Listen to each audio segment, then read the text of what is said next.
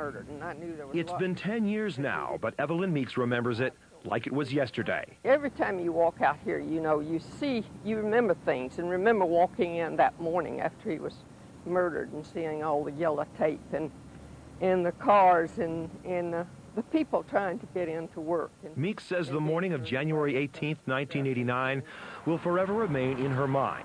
On this gray day in winter, her boss, Michael Francke, the head of state prisons, was found stabbed to death outside his Salem office. You just wonder, why?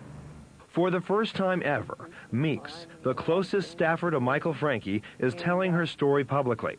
She says doubts about Francke's death, the official version anyway, has nagged at her for 10 years. He was, you know, seemed to be awfully nervous about a lot of things because he would run in and out. You know, he was always in a hurry to do something or to get somewhere. And he just seemed like almost like he was looking over his shoulder for something. Meeks says Francke was keeping careful notes on his laptop computer, a computer that after the murder she never saw again.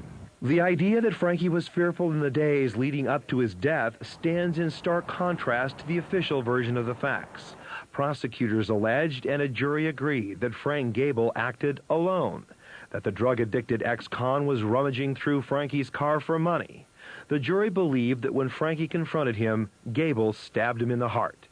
Still, no physical evidence tied him to the scene. But now, Meeks tells a story that's never been told before, at least not publicly. 10 months prior to the killing, Francke traveled to Lake Tahoe for a skiing vacation. There, he met Scott McAllister, the Justice Department attorney assigned to corrections. He was supposed to stay a week, but just a day later, he called, upset about something that happened there, and wanted to come home. He and Scott McAllister had been such friends early on, and then all of a sudden, they were no longer friends. Meeks says after the ski trip, Francke and McAllister never saw eye to eye. In January 1990, a year after the killing, lawmakers looking into prison corruption and the Francke murder called McAllister to testify. 5 days before the murder, McAllister had left his Oregon job for a position in Utah. He said he knew of no official wrongdoing while in Oregon. And did you ever see a pattern that you would have described as some kind of organized corruption? No. But just weeks later, FBI agents raided McAllister's Utah home. They found child pornography. He was later convicted of misdemeanor charges of distribution. We attempted to talk with McAllister this week at his Arizona office. He never returned our calls. Michael Francke's brother Kevin is still investigating his brother's death now 10 years after the killing. He says there were few things that would upset his brother more than child pornogaphy.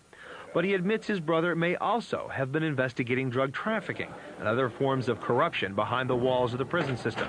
That's what still gnaws at him. He died a horrible, violent death, and it's a death for me that's still up in the air. And there's an innocent man that's being punished for it. The man who's being punished, Frank Gable, will soon go to court again on a post-conviction appeal. He will allege that one of his attorneys was incompetent.